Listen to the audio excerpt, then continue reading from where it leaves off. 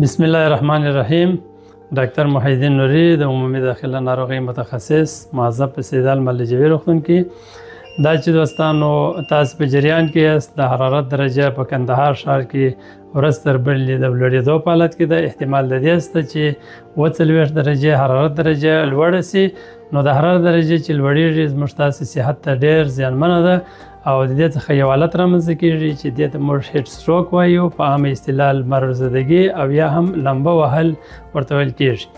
کله چې د حرارت درجه لوړېږي ټوله خلک په خطر کې دي، بالخصوص هغه کسان چې ډېر عمرونه یې کښته، تنکي ماشومان، ځوانان، نوزادان او همدارنګه زاړه کسان، هغه کسان چې په مختلفو مزمنو ناروغۍ باندې اخته دي، مختلفو دواګانې استفاده کوي لکه د شکرې ناروغۍ او بیا هم د زړه ناروغان. دا کسان ډېر په مرض د خطر کې دي. هغه کسان چې په آزاد هوا کې په ګرمۍ کې ورزش کوي او یا هم اساکر چې دوی تمرینونه کوي، دا کسان ډېر په مرض د خطر کې دي.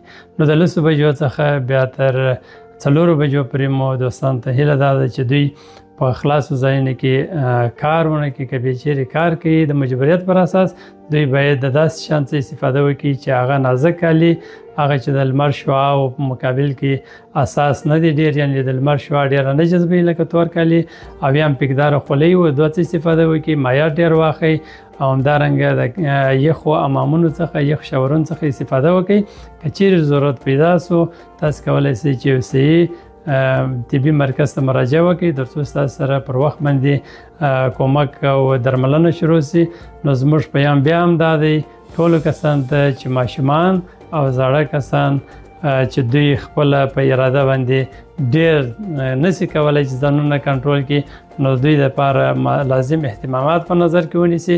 او یو خبره بله چې ډېره مهمه ده، ماشومان او کسان چې په موټر کې پاتې کېږي باید په موټر کې پاتې نشي. که پاتېږي باید د موټر کړکۍ خلاص شي، ځکه چې مرګ او مړینه ډېره ثبت شوې ده. کېدای شي په کندهار کې هم ډېر خلک شهیدان دي چې ډېر ماشومان خپل ژوند د لاسه ورکړي.